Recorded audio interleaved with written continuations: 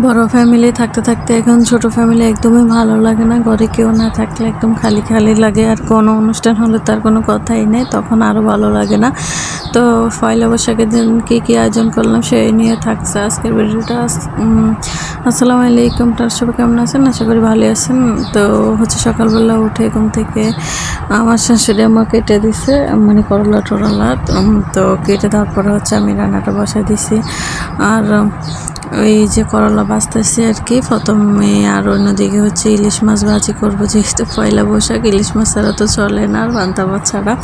তো আগে রাত্রে আমরা পানি দিয়ে রাখছি ভাতে আগের দিন রাতে। আর এদিকে মাছ কেটে টেটে রেডি করে দেওয়া হয়েছে। আর এখানে আমি সরষের তেল দিয়ে যেহেতু মাছগুলো ভাজতেছি, সরষের তেলের ভালো করে গরম না হলে ফেনা ধরে যায়। তারপরে গরম একটু কম হয়েছে, যার কারণে ফেনা ধরে গেছিলো আর কি।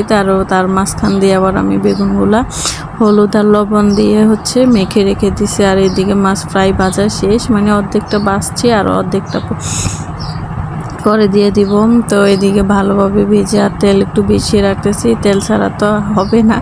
ইলিশ মাছ ভাজার পরে তেল যদি না থাকে তাহলে ইলিশ মাছ আসল তেল দিয়ে ভাজা মাছ অনেক মজা হয়। এদিকে শেষের দিকে সবগুলো মাথা ছিল আর লেজ ছিল। প্রথমে আমি ফিশগুলো সব ভেজে নিছি। 3টা মাছ আমাদের ঘরে যেহেতু মানুষ বেশি, তো তিনটা মাছ ভাজা লাগছিল আর কি। তো এইদিকে আমি এক এক করে সবগুলো মাথা দিয়ে বেজে নিতেছে। আগে লবণ মেখে নিচ্ছে, আর তেলের ভিতরে হালকা একটু হলুদ দিছি, তাই হয়ে গেছে।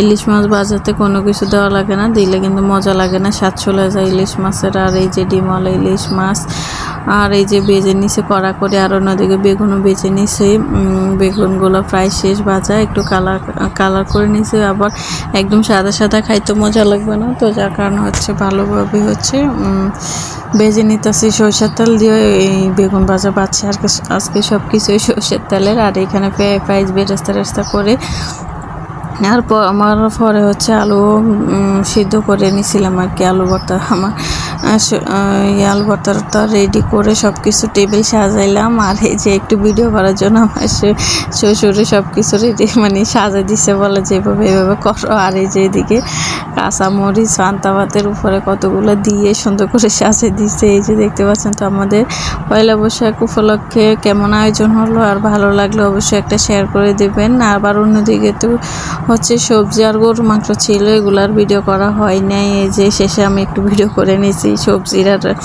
গরুর মাংস, এই আর কি। তো আমার ভিডিওটা ভালো লাগলে অবশ্যই লাইক কমেন্ট শেয়ার করে দিবেন। আজকের ভিডিওটা এই পর্যন্তই। ভালো থাকবেন, সুস্থ থাকবেন, বাই বাই।